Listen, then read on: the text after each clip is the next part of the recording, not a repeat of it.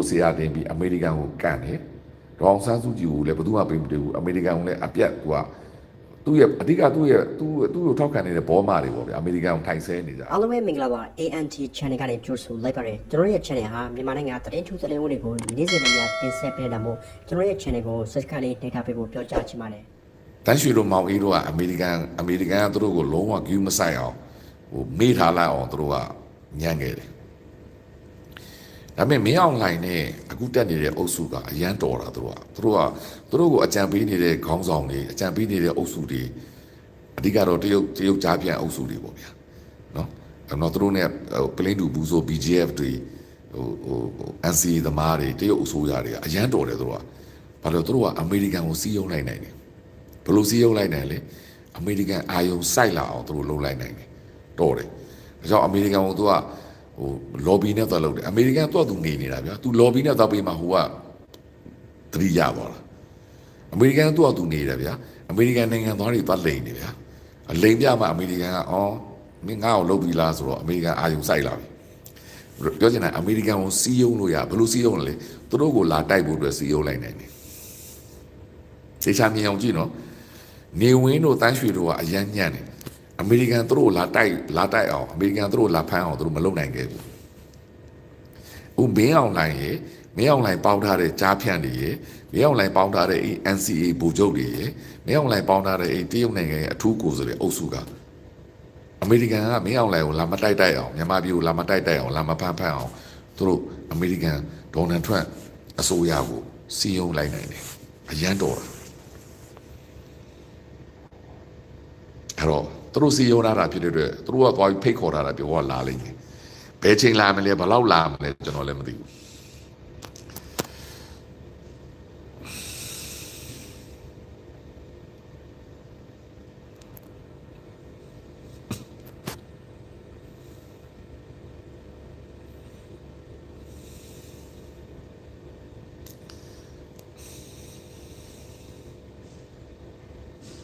ဟုတ်တယ်နော်ကျွန်တော်ပြောတာ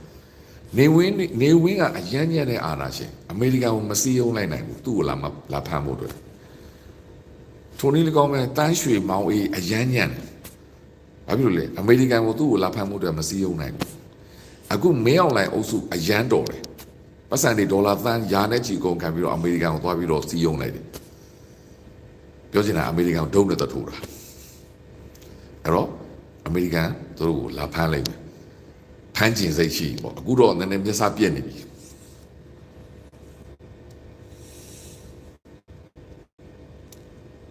ပြောချင်တာအမေရိကန်ကရှင်းပြောရင်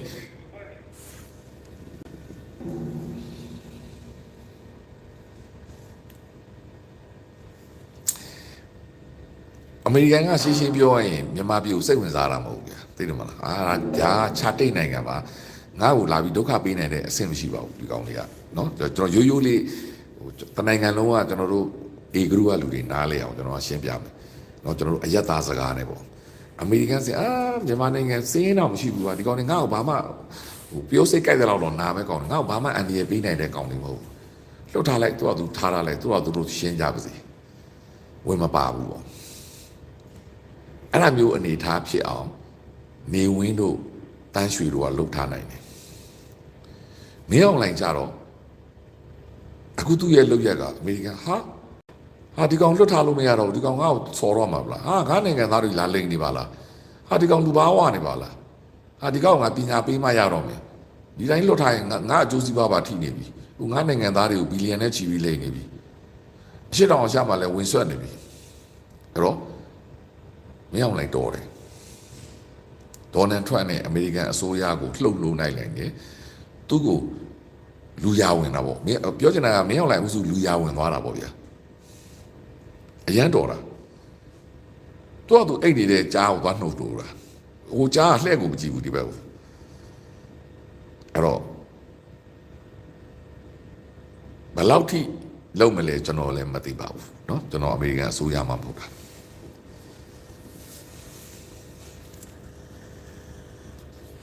ကျေးဇူးအများကြီးတင်ပါတယ်မိကုံးလေးတွေရှိဖြည့်ပေးပါအောင်မယ်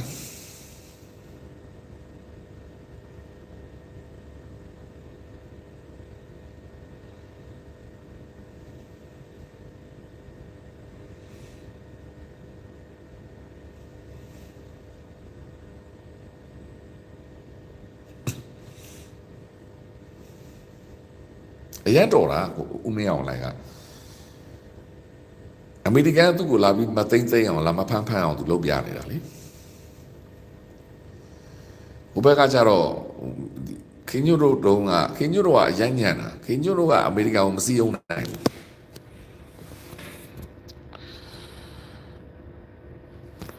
အမေရိကန်ကိုမစည်းအောင်နိုင်ဘူး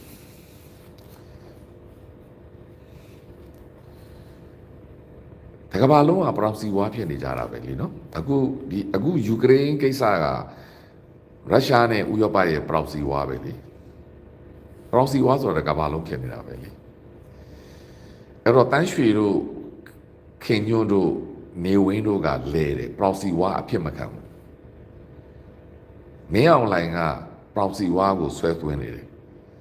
ပြောချင်တာကအမေရိကန်မြန်မာနိုင်ငံကိုလာပြီးတိုက်တာလဲကျွန်တော်တို့အမြင်ကမကြိုက်ပါဘူးဒါချင်းရှင်းပဲပြောတာပါကိုယ်နိုင်ငံကိုဘယ်နိုင်ငံမှလာရောက်တိုက်ခိုက်တာကိုသဘောမတူပါဘူးမကြိုက်လည်းမကြိုက်ပါဘူးဒါပေမဲ့အဲ့လိုမဖြစ်အောင်မင်းအောင်လိုင်တို့အုပ်စုကပရောင်စီဝါကိုဖိတ်ခေါ်နေတယ်တရုတ်ကိုအရန်ပြေးကတ်တယ်ပြည်သူကိုအရန်နှိပ်စက်တယ်အေးရနေမှာတရုတ်အားကိုနဲ့တကဘာလုံးမှာရှိတဲ့အမေရိကန်နိုင်ငံသားတွေကပတ်စံကိုသွားလိမ့်တယ်ခင်ညွတ်တို့တန်းရွှေတို့နေဝင်းတို့ကအမေရိကန်နိုင်ငံကိုမလိမ့်ဘူးအမေရိကန်နိုင်ငံကိုနဲ့ဝေးဝေးရှောင်တယ်ဝါရွှေဝေးဝေးရှောင်ပေါ့ဝေးဝေးရှောင်တယ်အမေရိကန်မျက်စိထဲကိုအမေရိကန်ရဲ့စက်ဝိုင်းထဲကိုမရောက်အောင်တတိထားတယ်တရုတ်ကိုအရင်မကပ်ဘူးတရုတ်နဲ့အမေရိကန်ကြားမှာသူတို့ကကြားနေတဲ့ပုံစံနဲ့မျှမျှတတဆက်ဆံနေနေဝင်းဆိုရင်တရုတ်ဘက်လုံးဝမကပ်ဘူးအမေရိကန်ဘက်ကိုပြေးကတ်တာခင်ညွတ်တို့တန်းရွှေတို့ကကြတော့တရုတ်ကိုအခုလောက်မကပ်ဘူး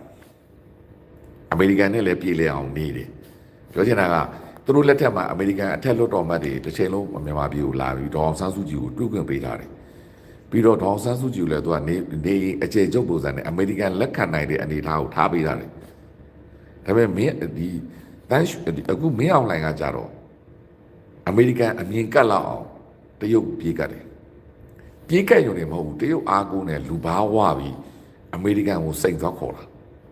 အမေရိကန်နိုင်ငံသားတွေရဲ့ပတ်စံကိုလှမ်းလိမ်ခြင်းသည်အမေရိကန်အစိုးရကိုဓာတ်ရိုက်စိန်ခေါ်ခြင်းပဲအမေရိကန်ရဲ့အုပ်ချုပ်သူများကိုဓာတ်ရိုက်လူပါရိုက်ခြင်းပဲဒေါ်နယ်ထရန့်ရဲ့ခေါင်းကိုသွားပြီးတော့ခောက်ခြင်းပဲဒေါ်နယ်ထရန့်ကသူ့ခေါင်းကိုလာခောက်တယ်သူ့ခေါင်းပေါ်မှာဤတက်ပါတဲ့ကိစ္စကိုဒေါ်နယ်ထရန့်ကခွင့်လွှတ်မယ်လို့ထင်လားအဲ့ဒါကျွန်တော်ရဲ့မိကောဒေါ်နယ်ထရန့်ရဲ့ခေါင်းကိုတက်ခောက်တာဘာကြောင့်လဲဒေါ်နယ်ထရန့်အုပ်ချုပ်နေတဲ့အမေရိကန်နိုင်ငံသားတွေရဲ့ပတ်စံကိုလှမ်းလိမ်မှုအတွက်မြောင်လဲအုပ်စုက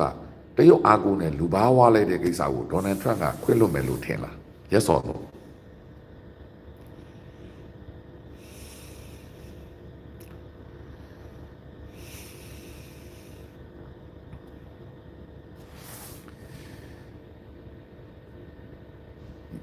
ဒေါ်နယ်ထရန့်ခေါင်းကိုခေါင်းတက်ခောက်လိုက်တယ်ခေါင်းပေါ်တက်ဤပါတာပေါ့ဗျာဘာကြောင့်လဲသူ့နိုင်ငံသားတွေကိုပတ်စံတက်လိမ့်နေသူအုပ်ချုပ်နေတာလေ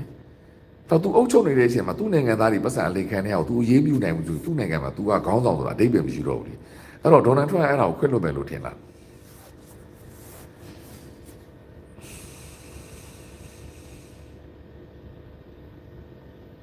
ဟုတ်တယ်နော်အဲ့တော့ဒေါ်နယ်ထရန့်ခွင့်လွှတ်မယ်ထင်လား no မခွင့်လွှတ်ဘူးမခွင့်လွှတ်ရင်သူကသူအရေးယူပေါ့ခင်ဗျာတန်းရွှေတို့ခင်ညွတ်တို့လဲသလားမပေးနဲ့အမေရိကန်ဒုံးတယ်သမထိုးဘူးအမေရိကန်နိုင်ငံသားပတ်စံမယူဘူးမလိမ်လည်းမလိမ်ဘူးသူတို့အမေရိကန်အထက်လွှတ်တော်မှတ်တွေလာခွင့်ပေးထားတယ်အမေရိကန်တန်ယုံနဲ့သူတို့နဲ့အဆင်ပြေတယ်ဒေါအောင်ဆန်းစုကြည်တွေးချင်ပေးတွေးလိုက်တယ်ဟိုဂျာကန်နေပြီးတော့ဒေါအောင်ဆန်းစုကြည်နဲ့ဆွေးနွေးဖို့အတွက်ဝန်ကြီးတစ်ပါးခန့်ပေးထားတယ်အမေရိကန်ကိုဖျားထားတယ်အခုမင်းအောင်လိုင်ကကြတော့ no ဒေါအောင်ဆန်းစုကြည်နဲ့တွေးစရာမထောင်ချပြတယ်ဘယ်သူလာတော့မပေးတွေးဘူးအမေရိကန် no တရုတ်မှတရုတ်ဆိုပြီးထားလို့တာပြီးတော့တရုတ်အားကိုနဲ့အမေရိကန်နိုင်ငံသားတွေပတ်စံသွားလိမ့်တယ်အမေရိကန်နိုင်ငံသားတွေရဲ့ပတ်စံကိုလိမ့်တယ်ဆိုတော့အမေရိကန်နိုင်ငံရဲ့လုံခြုံရေးစီးပေါက်တယ်အမျိုးသား national interest လို့ခေါ်တဲ့အမေရိကန်နိုင်ငံသားတွေကိုကာကွယ်ပေးရမယ်အမေရိကန်အစိုးရရဲ့တာဝန်ဝတ္တရားကိုဒါရိုက်ထိခိုက်စေတယ်အဲ့တော့အမေရိကန်အစိုးရရဲ့တာဝန်ဝတ္တရားကိုဒါရိုက်ထိခိုက်စေတာဖြစ်တဲ့အတွက်အမေရိကန်အစိုးရကသူ့နိုင်ငံသားသူ့ရဲ့လုံခြုံရေးကိုလာဖောက်တဲ့လူကိုအရေးယူမှာတရားမျှတတယ်အကယ်လို့မင်းအောင်နိုင်ကိုဒေါ်နယ်ထရန့်ကနေပြည်တော်တိလာပြီးဖမ်းသွားရင် ဘယ်ကမ္ဘာနိုင်ငံမှာမကန့်ကွက်ရဘူးတရုတ်လည်းမကန့်ကွက်ရဘူးရုရှားလည်းမကန့်ဘာဖြစ်လို့လဲကြားပြန်ကောင်းဆောင်လာသူလာဖမ်းတာလေကြားပြန်ကောင်းဆောင်လာဖမ်းတာဘယ်သူကန့်ကွက်ရမှာလဲ yes or no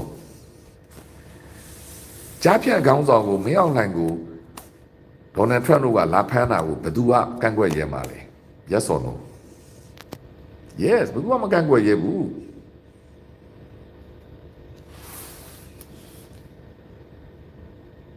yes ဆိုလိုချင်တာက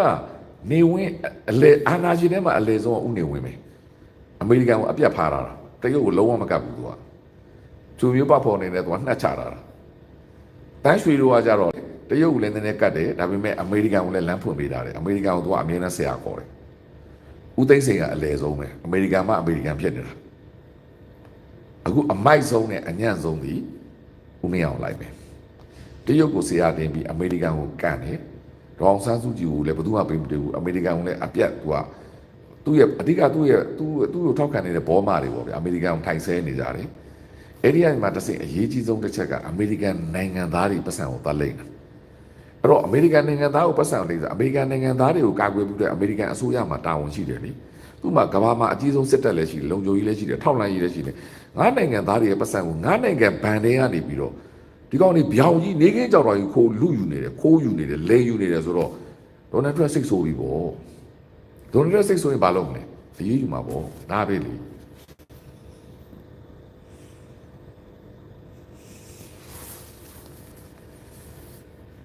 အဖြစ်ရတာပဲလေအကြောင်းရှာတာမဟုတ်ဘူးလေဘဲလာအကြောင်းရှာရမှာလေသူပတ်စံသွားလိန်ထားတာလေသူပြန်ယူမှာပေါ့ဒါအကြောင်းရှာတာမှမဟုတ်တာသူ့ကိုသွားပြီးတော့သူ့ခေါင်းကိုသွားခောက်တယ်သူ့ခေါင်းကအီးတက်ပါလို့အဲ့လူကိုအေးအေးယူမှာ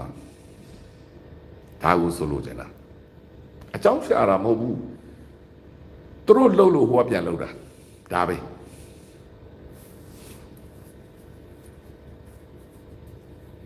ဒီလိုပဲသူတို့ကသဘောထားတောင်းဟိုကျွန်တော်ပြောတာ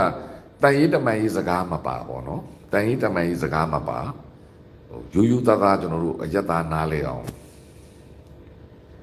ဒါကျွန်တော်တို့ဘာသာပြန်ကြည့်တော့လူကြီးမင်းစဉ်းစားကြည့်လေလူကြီးမင်းအိမ်မှာရှိတယ်လူကြီးမင်းသားသမီးတွေကိုဟိုဘက်ရက်ွက်ကလူကဗလိုင်းကြီးလိန်ယူနေတာညာယူနေတယ်ဆိုလူကြီးမင်းသိရင်လူကြီးမင်းအိမ်တော်ကိုစိတ်ဆိုးမလားစိတ်မဆိုးဘူးလားစိတ်ဆိုးမှာမဟုတ်ဘူးလား yes or no လူကြီးမင်းသားသမီးတွေကိုအဲ့လိုဟိုဘက်ရက်ွက်ကမိတ်ဆွေတယောက်ကဗလိုင်းကြီးလိန်နေလူကြီးမင်းသိရင်လူကြီးမင်းအိမ်တော်ကိုစိတ်ဆိုးမယ်လေ yes or no အဲ့တော့အဲ့ဒီလိန်တဲ့လူကိုလူကြီးမင်းကပြန်အေးအေးယူတာဟာအကြောင်းရှာတာလားကိုသားသမီးတွေကိုထိလို့ပြန်ပြီးတော့တုတ်ပြန်တာလား yes or no အဖေကရှင်းရှင်းလေးလေ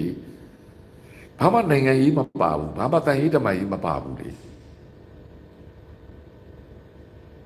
action ရဲ့ reaction ပဲလေသူတို့က action တက်လို့ဟိုက reaction ပြန်လာတာဘာကိစ္စအမေရိကန်နိုင်ငံသားတွေရဲ့ပတ်စံကိုသွားလိမ့်တာလေဒီကြားပြန်ကောင်းဆောင်မင်းအောင်နိုင်တော့အုပ်စုက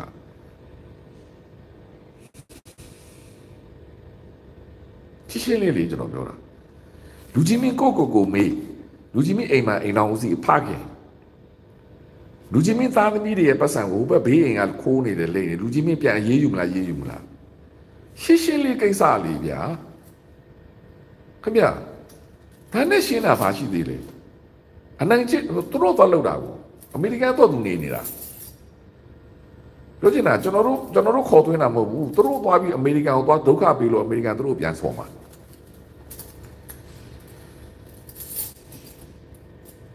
ကိုယ့်ရင်ကိုမေးသူများအောင်မမေးနဲ့ကိုသားသမီးတွေကိုလာပြီးလိန်တဲ့လူကြီးမင်းပါပြန်လုံးမလဲထိုင်ရှုပ်ကုန်မလားလက်ဆွဲနှုတ်ဆက်မလားပြန်ရေးယူမလားအဲ့ဒါအဖြေပဲရိုးလေးပါနော်ဒါရိုးလေးပဲကိစ္စဒါပေမဲ့